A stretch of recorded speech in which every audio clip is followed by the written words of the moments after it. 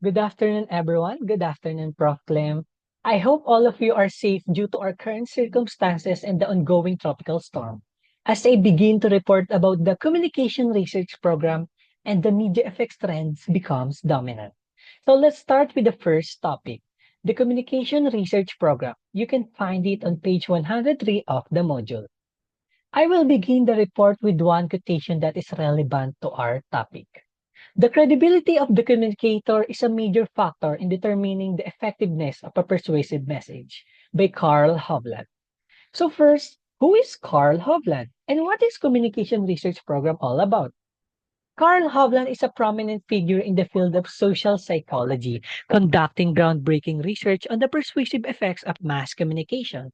His Yale Communication Research Program, established in the 1940s, laid the foundation for understanding how messages influence attitudes and behaviors. So here are the key components of Hovland Research Program. This key component is from one of the sources and book that Hovland used with his colleague. It is from the 1953 book Communication and Persuasion title.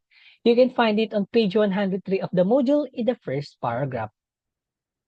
So the first one is the source communicator or credibility effects. Hovland found that credible sources were more persuasive than less credible ones. However, he also discovered the sleeper effect, which where over time the credibility of the source become less influential and the message itself takes on a greater importance. The second one is the message effects. Message characteristics explore how the content, structure, and emotional appeal of a message can influence its persuasive power of messages.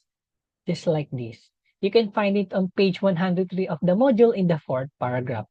Just like what Hovland and his colleague examined that connected in this area about messages structure, in similar terms, they wanted to know if it is better to be direct and state your point clearly or to be more subtle and let the audience draw their own conclusion. What do you think, guys?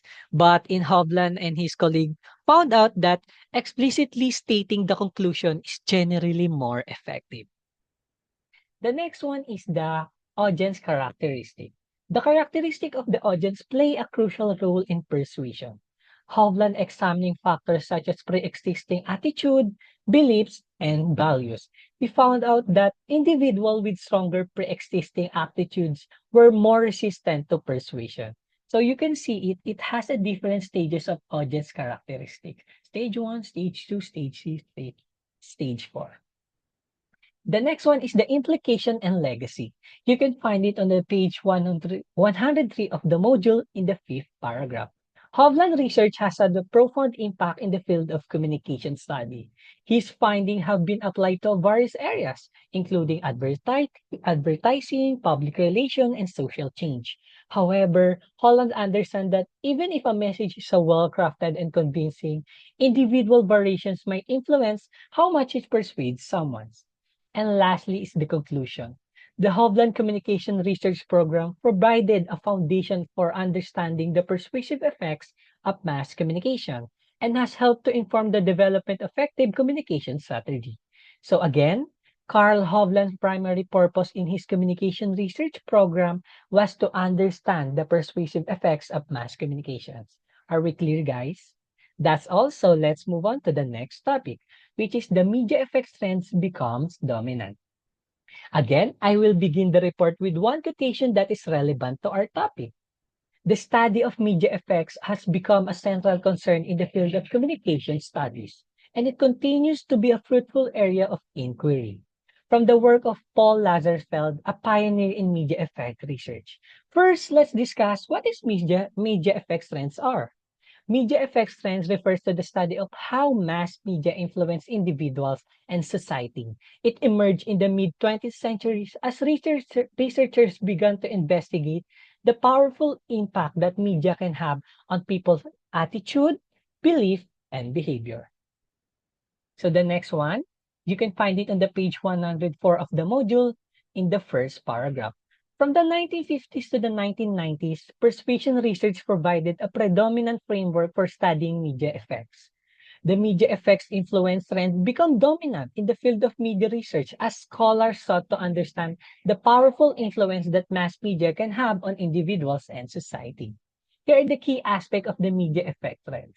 These media effect trends, which dominated media research for a significant period, focus on understanding the powerful influence that mass media can have on individuals and society. Here are the key aspects of these trends. The first one is focus on media influence. Direct impact. Direct impact, did you know that researchers aim to identify how media can directly shape individuals' attitude, beliefs, and behaviors. The second one is the indirect impact. They also explore how media can indirectly influence through their exposure to information and ideas. You see the differences? The next one is the various theories. Several theories emerge to explain how media can influence individuals. The first one is cultivation theory. This theory suggests that prolonged exposure to media, particularly television, can shape individual perceptions of reality.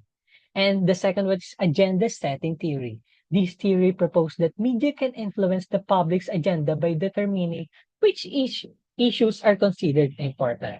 And did you know that? In the research method, a variety of research methods were employed to study media effects. The first one is the surveys and experiments. This one. Survey and experiments researchers conducted to gather data on individual media consumptions, habits, attitudes, and beliefs.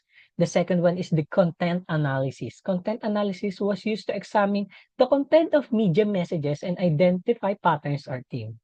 What a fascinating story or research method. The next one is, you can find it on page 104 of the module in the second paragraph under the topic of media effect trends become dominant. This passage raises a critical questions about the historical focus of media research. Again, historical focus. While studying media effect was undoubtedly valuable, should it have been the dominant focus? What do you think, guys? It highlights that researchers, in their pursuit of insights into media effects, often neglected larger questions about the role of media in society. Instead, they concentrated on administrative issues rather than critical ones. So the next one is, you can find it on page 105 of the module in the first paragraph. It's all about the limited or minimal effects theory. It is a framework that suggests that media have a limited or minimal impact on individual. This theory emerged from research findings that highlighted the importance of individual differences and social relationship in mediating effects of media. So again, it's all about limited or minimal effects theory. And under limited effects theory, there are two.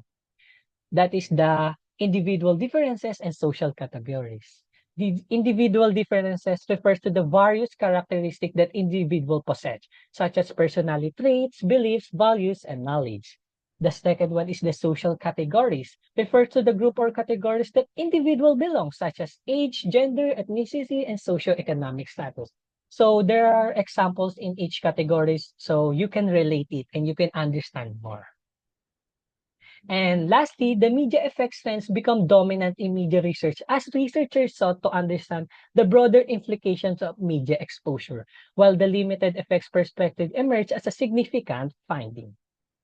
That's all for my report. I hope you learned something about the communication research program and the media effects trends becomes dominant.